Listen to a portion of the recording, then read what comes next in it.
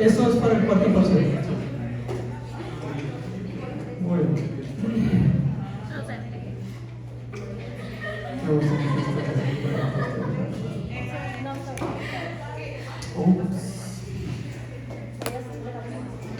qué raro. Entonces hay que escoger HDMI.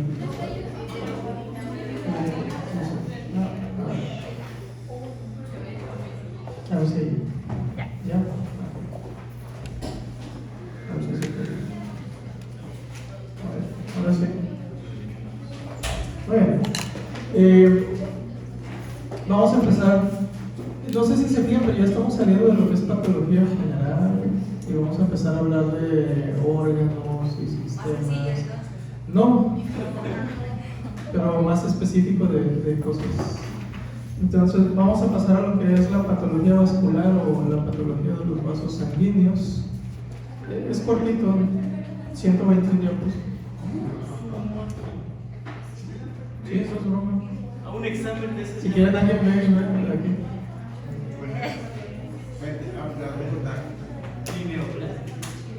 O cuéntanos. Pero aquí dice que vamos en la diapo 3 de 120.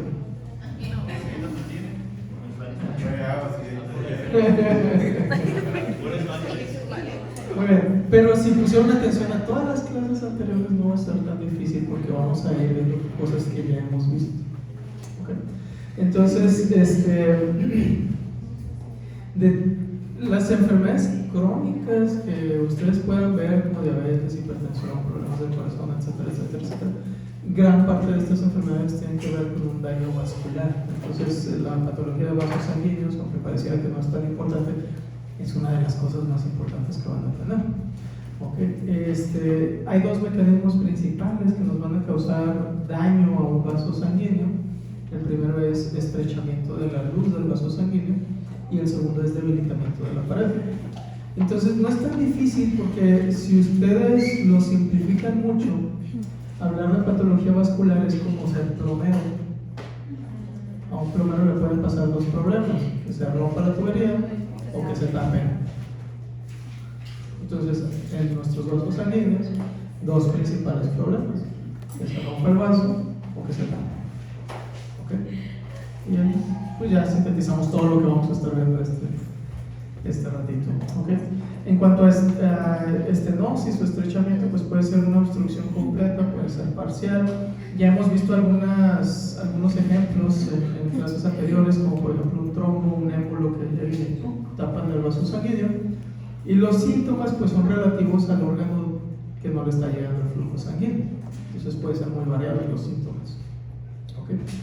Y el debilitamiento generalmente va a causar que haya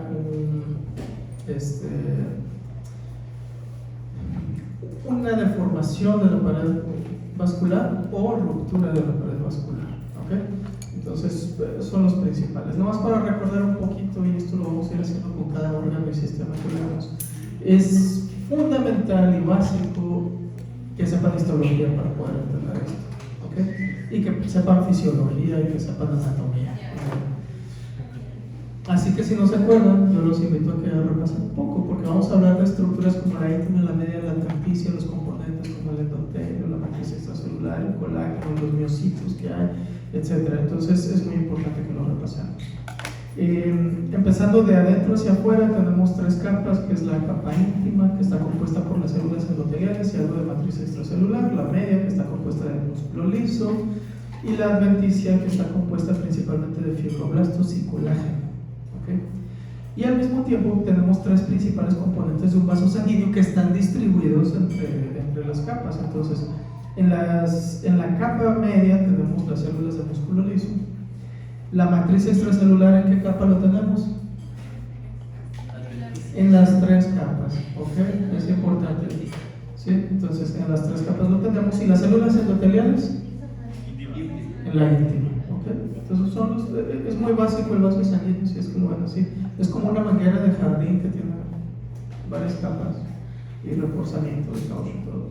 Generalmente va a ser más fácil identificar la arteria de la vena, porque la arteria tiene una pared más gruesa porque la media es más gruesa. ¿Okay? Entonces, con la mano de la cintura podemos decir: esta es la arteria y esta es la vena. ¿Okay? Y este es un nervio que casi siempre corre como paquete neurovascular, ¿no? Me agarré a tomar muchas fotos de algunos microscopios, de algunas tensiones especiales, y aquí pueden ver ustedes lo que es la íntima, que sería esta parte hasta donde empieza una capa que se llama capa elástica interna. En serio, con total sinceridad, vayan y repasen sus clases de histo, si es que no se acuerdan. Luego tenemos la media. Aquí la pueden ver, se ve un poquito más rosita porque tiene células de músculo liso, y la adventicia que se va a ver entre una mezcla entre azul y amarillo porque tiene fibras de colágeno y matriz extracelular en este caso. ¿Okay? Y no sé por qué empecé a tomar muchas fotos. Por ejemplo, aquí podemos ver la capa elástica interna y la capa elástica externa que delimita muy bien la media. Son estructuras fundamentales para lo que vamos a ver al rato, entonces por eso es importante. Sí, me las pirateé de una universidad de Calgary, hace mucho. Muy bien, aquí se puede ver nuevamente la íntima, luego tenemos la media. Si se fijan, la matriz extracelular va a estar compuesta de colágeno, pero también vamos a tener allí fibras elásticas, ¿okay? Y entonces, si se acuerdan ustedes, podemos catalogar sobre todo a los vasos arteriales, ¿sí? En arteria elástica, arteria muscular, arteriolas, etc. ¿Okay? Entonces, también podemos cambiar eso. Bueno, aquí lo tenemos. ¿Okay? Entonces, la circulación normalmente se divide en una circulación arterial y una circulación venosa. Tenemos una circulación, lo vamos a ver cuando veamos corazón, pero tenemos dos sistemas circulatorios: uno es el sistema pulmonar y el otro es el sistémico. ¿Okay? Y le llamamos arterias ¿a qué? Salen del corazón. A los vasos que salen del corazón, que van hacia lejos del corazón, y venas a lo que va hacia el corazón. ¿Okay? No es lo de sangre oxigenada o desoxigenada. Muy bien. Entonces, bueno, tenemos diferentes tamaños. Las arterias elásticas principalmente quédense con la aorta, es la arteria elástica por excelencia. Y si ustedes la ven en el microscopio, pues principalmente está compuesta la media de fibras elásticas. Las arterias musculares generalmente son ramas de esta aorta, y bueno, ahí vamos a tener varias principales, como las arterias coronarias, que son muy importantes, y las arterias renales. Luego tenemos arteriolas, y luego nos vamos a más pequeño y tenemos arterias más y más pequeñas hasta que llegamos a lo que son los capilares. ¿Okay? Punto importante, pregunta del examen en histología, y tal vez lo pongamos en pato también: el principal determinante de la presión arterial son las arteriolas. Sí. Son las que más capacidad contractil tienen. Okay. Luego tenemos el retorno venoso y tenemos venas postcapilares, luego vénulas de tamaño mediano, y luego las venas mayores, que es la vena cava superior y la vena cava inferior. Y tenemos un sistema circulatorio aparte, que son los vasos linfáticos, que generalmente está compuesto de endotelio y la adventicia, y media pues generalmente no van a tener, y que los veremos ya hacia el final. Las células o los componentes celulares del vaso sanguíneo son muy importantes, y ya lo habrán notado y se los he dicho anteriormente. Una de las células más importantes de nuestro cuerpo es la célula endotelial. Cuando tenemos daño al endotelio, aparecen enfermedades, y muchas enfermedades inician dañando el endotelio. Entonces, si pensamos en las complicaciones de diabetes mellitus, por ejemplo, que muchas veces lo asociamos principalmente al azúcar alta, pero realmente lo que nos está causando la enfermedad sí es el azúcar alta, pero porque está dañando el endotelio. ¿Sí? Hay glucosilación de proteínas y esto va dañando poco a poco el endotelio. Si pensamos en hipertensión, la hipertensión causa daño al endotelio. Si pensamos en arteriosclerosis, lo que desencadena que se empiece a depositar lípidos en la pared vascular es el daño al endotelio. Si pensamos en trombosis, tromboembolismo, etc., daño al endotelio es parte. Acuérdense la triada de Virchow, que uno de los tres es daño al endotelio. ¿Okay? Entonces el endotelio es bastante importante. Tiene diferentes funciones. Uno de ellos es que funciona como barrera en algunos sitios, en otros sitios favorece la absorción de sustancias. Produce sustancias trombomoduladoras para evitar que se propaguen los trombos o los coágulos. Produce óxido nítrico para la relajación del músculo liso del mismo vaso sanguíneo, y entonces es un modulador de la presión arterial normalmente cuando no está dañado, y pues realmente tiene diferentes funciones muy variadas. Aquí las pueden ver y repásenlas otra vez. Todo esto ya lo vimos, entonces a veces siento que es muy repetitivo esto, pero ya lo vimos. O sea, en la inflamación, ¿cuál es uno de los principales agentes que funcionan para contribuir a la inflamación? El endotelio, porque el endotelio expresa las proteínas de adhesión para los leucocitos, por ejemplo. Entonces, llega a ser bastante importante. Además de eso, tenemos las células de músculo liso, que las células de músculo liso en los vasos sanguíneos son especiales porque además de tener capacidad contráctil, tienen una capacidad para producir productos de la matriz extracelular. ¿Okay? Entonces, ese es otro punto característico de las células de músculo liso en el vaso sanguíneo. ¿Okay? Entonces, esto es lo mismo, repaso. Una de las cosas que daña el endotelio son alteraciones del flujo sanguíneo. Entonces, nuevamente repaso de fisiología. ¿Cómo es el flujo sanguíneo normal en los vasos? Laminar, ¿okay? Y ese flujo laminar normalmente preserva el endotelio. Cuando empiezan a aparecer turbulencias, eso puede dañar las células endoteliales, y entonces el endotelio reacciona, se enoja, y entonces empieza a mandar señales proinflamatorias, inicia degradación de matriz extracelular, manda señales proliferativas, se empieza a engrosar lo que es la íntima y vamos a tener problemas. ¿Okay? Entonces, todo esto es un equilibrio. ¿Qué pasa con la pared vascular cuando está recibiendo ese daño constante? Por ejemplo, vamos a hablar de hipertensión, que es algo que puede causar daño endotelial. Fíjense, aquí están todos los agentes que causan daño endotelial, por cierto, se me estaba olvidando. ¿Okay?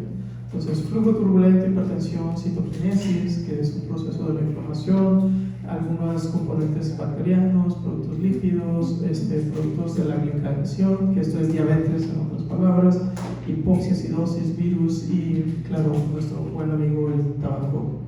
¿Okay? Todo esto puede causar daño al endotelio, entonces prácticamente casi todo. ¿Qué va a hacer el endotelio? Empieza a secretar estas sustancias, estas señales proinflamatorias, y entonces una de las cosas que hace es que estimula la migración de las células de músculo liso de la pared vascular hacia lo que es la íntima. En la íntima dijimos que solo hay células endoteliales y matriz extracelular. Entonces, este paso de células de músculo liso hacia la íntima ya es uno de los primeros cambios. Además de eso, las células de músculo liso proliferan y empiezan a secretar matriz extracelular en la íntima. Y entonces, si tenemos un tubo y la íntima se empieza a engrosar, ¿qué va a pasar con la luz de ese tubo? Se va a ir cerrando. ¿Okay?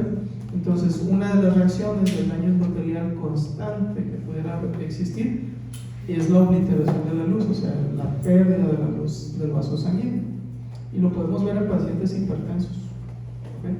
Entonces, son daños que se van presentando con el paso del tiempo, al punto que ustedes pueden ver aquí un vaso sanguíneo. Tenemos nuevamente una tensión de muchos colores que se llama MOVADS, y la media es esto de aquí. Si la ven, ¿no? Rosita.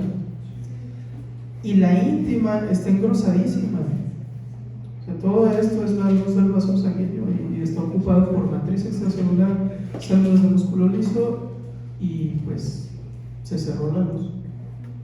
Y esto nos va a causar problemas. Es una de las respuestas de la pared vascular. Se puede llegar a obliterar todo, y eso luego lo vamos a ver cuando veamos hipertensión pulmonar, que es uno de los... Como que se fortalece demasiado. Se irrita la íntima, y entonces los vasos sanguíneos pequeños se van cerrando. Y como lo que más tenemos en el cuerpo son vasos sanguíneos pequeños, pues nos va a afectar los órganos. Bueno, vamos a ir pasando enfermedades ahora sí, y comenzamos con anormalidades congénitas que pueden presentarse. De las anormalidades congénitas, las tres principales van a ser aneurismas saculares, que también les llaman aneurismas cherry o berry o cereza.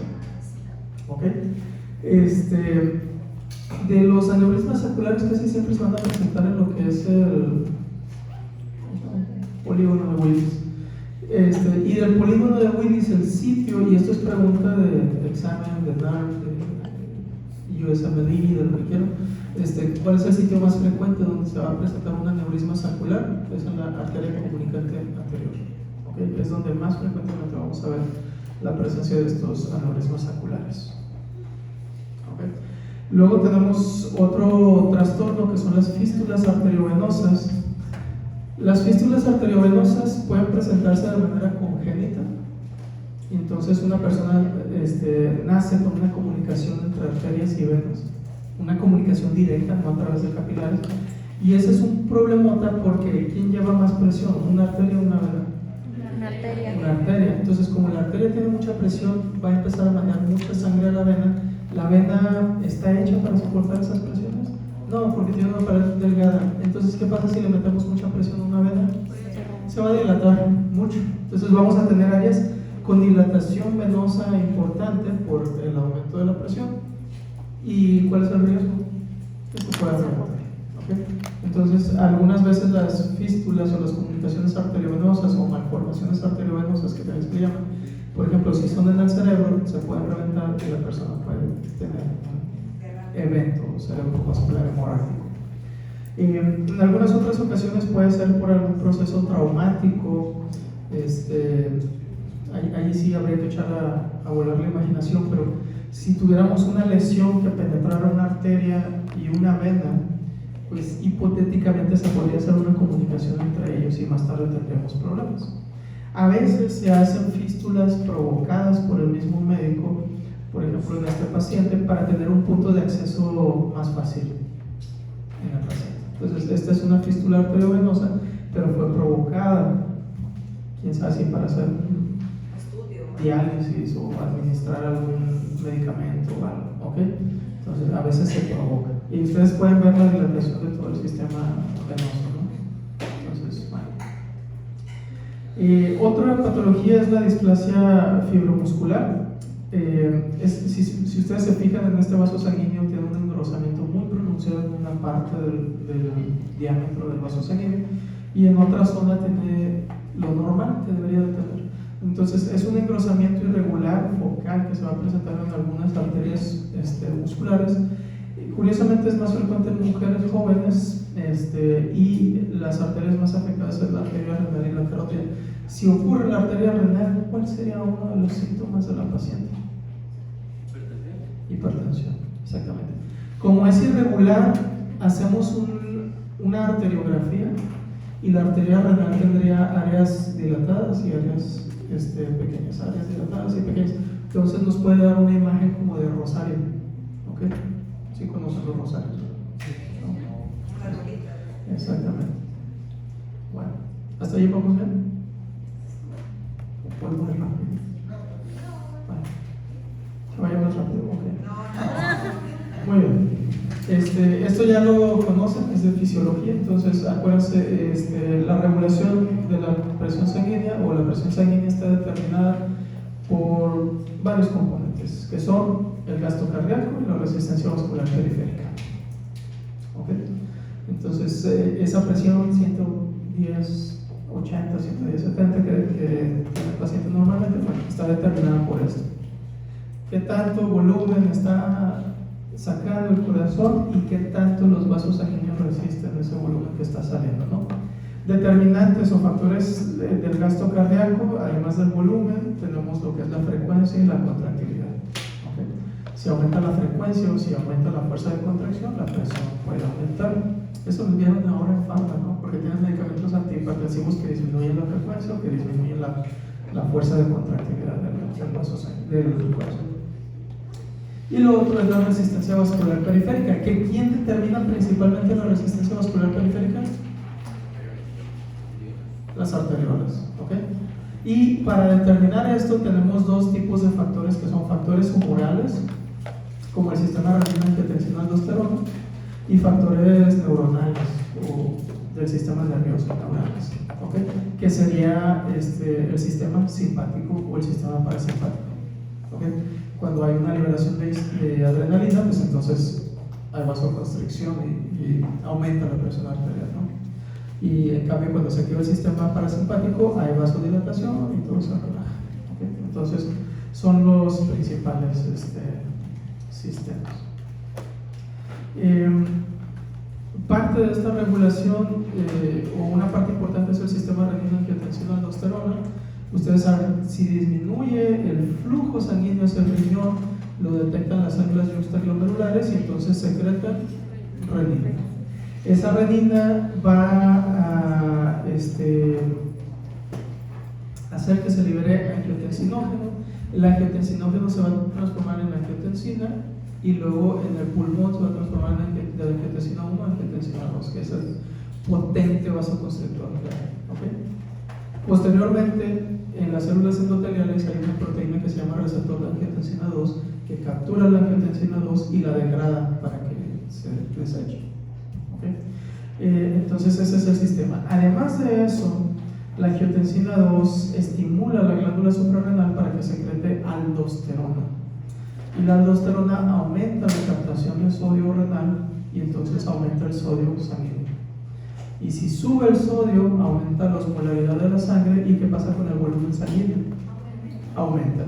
Y entonces nos regresamos acá y vemos que aumentamos el gasto cardíaco y aumenta la presión arterial. ¿Okay?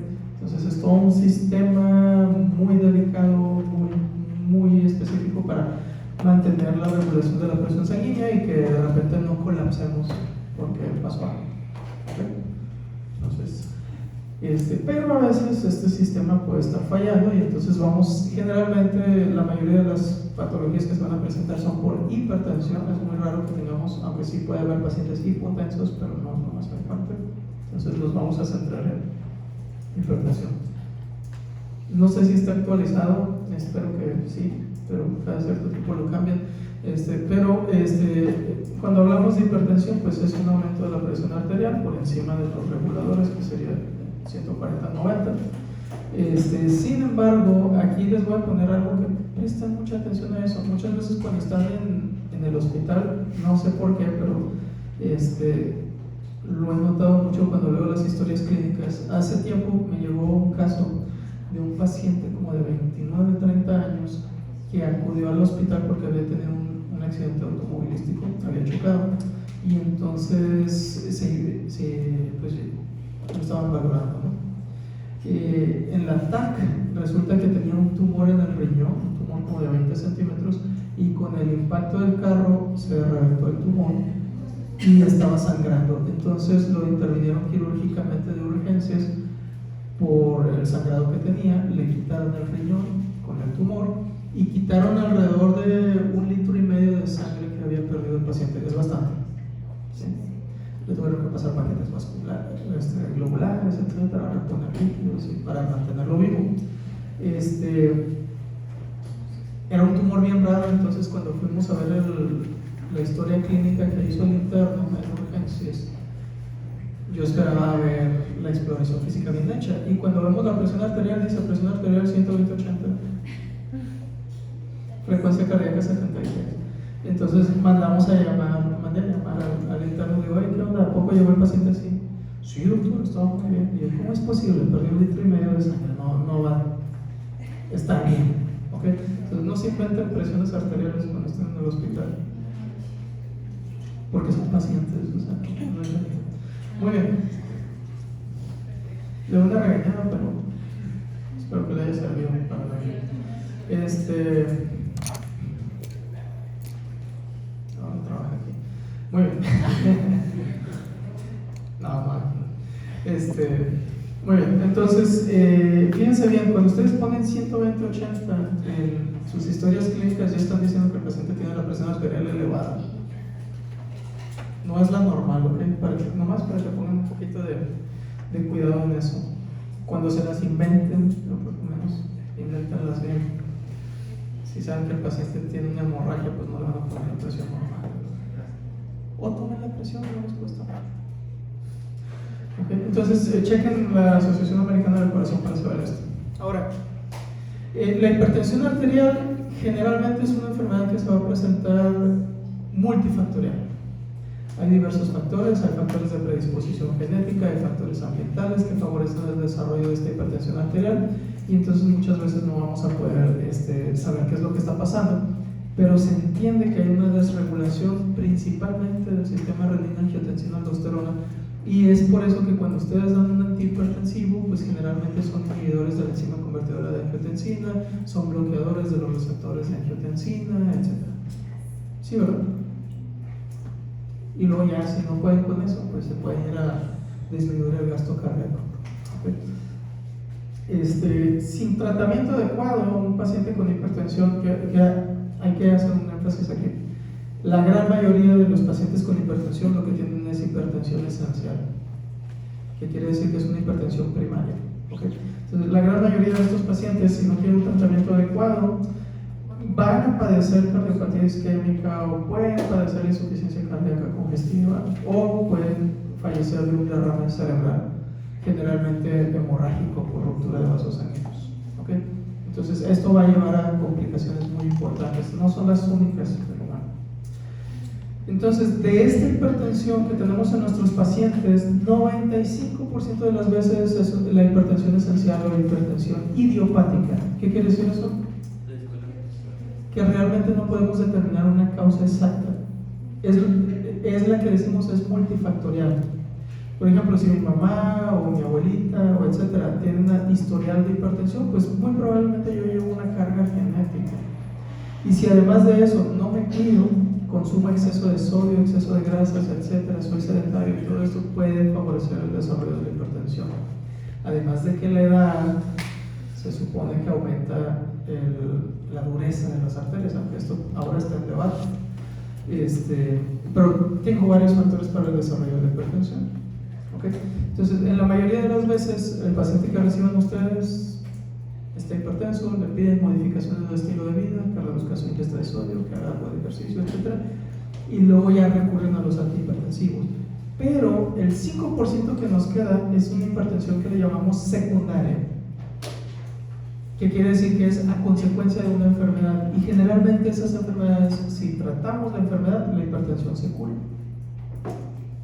Entonces, aunque es un porcentaje muy pequeño, es importante que siempre que tengan un paciente con hipertensión de nuevo diagnóstico, primero descarten las causas secundarias antes de dar tratamiento como si fuera una hipertensión esencial o idiopática.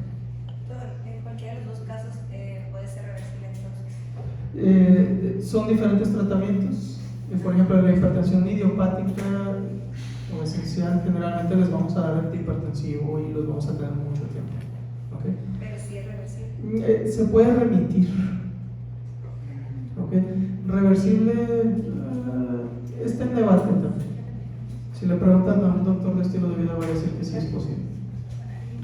Si le preguntan a un médico internista que administra estos medicamentos, probablemente diga que no. Pues sí, claro, sí. No exactamente, pero bueno. Okay, entonces es muy importante que descarten las causas de hipertensión secundaria antes de diagnosticar hipertensión esencial o idiopática. ¿Sí quedó claro eso?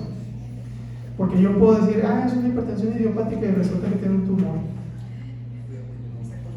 un carcinoma de células renales. Entonces no importa que yo le dé medicamento, va a seguir teniendo la hipertensión porque no estoy tratando la causa. ¿Okay? Entonces, causas de hipertensión lo podemos dividir en causas renales, que puede ser glomerulonefritis, enfermedades renales crónicas, estenosis de la arteria renal, sobre todo si el paciente es joven. Chequen eso.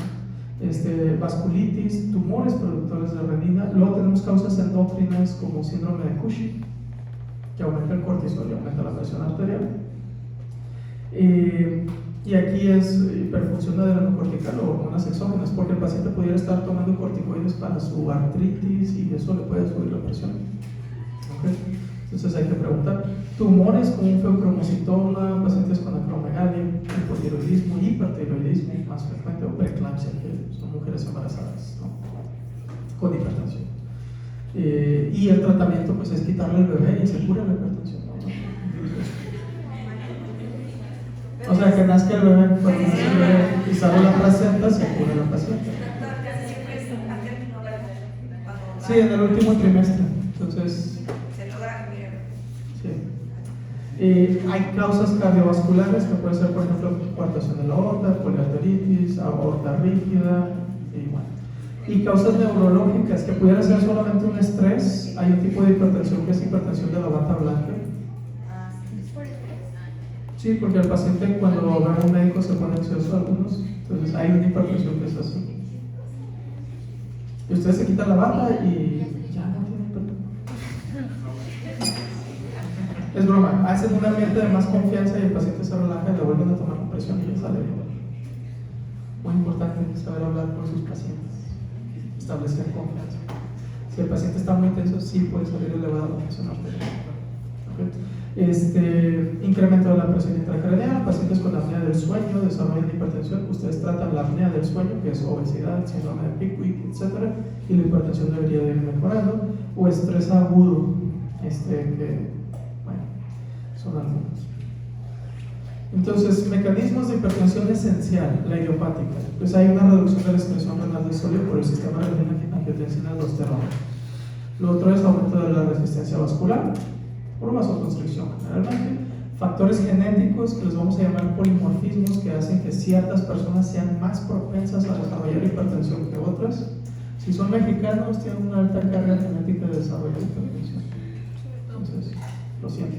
Y factores ambientales como el estrés, la obesidad, el tabaquismo, inactividad física o sedentarismo y alguna alta ingesta de sodio, que son factores modificables, la gran mayoría, solamente siguiendo las letras del acrónimo adelante.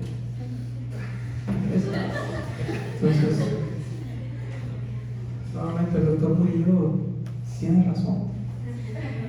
Muy bien. El estilo de vida es la clave de la medicina. Bueno, entonces, la hipertensión va a ir causando daño endotelial, porque si se acuerdan, habíamos dicho, uno de los agentes que causa daño endotelial es la hipertensión. Y ese daño endotelial va a empeorar la hipertensión muchas veces, entonces entramos en un círculo vicioso. ¿Okay? Además, la hipertensión pues, va a causar esa reacción donde decimos que hay engrosamiento de la íntima, endurecimiento de la media. Y generalmente en la morfología histológica tenemos dos principales formas como vamos a encontrar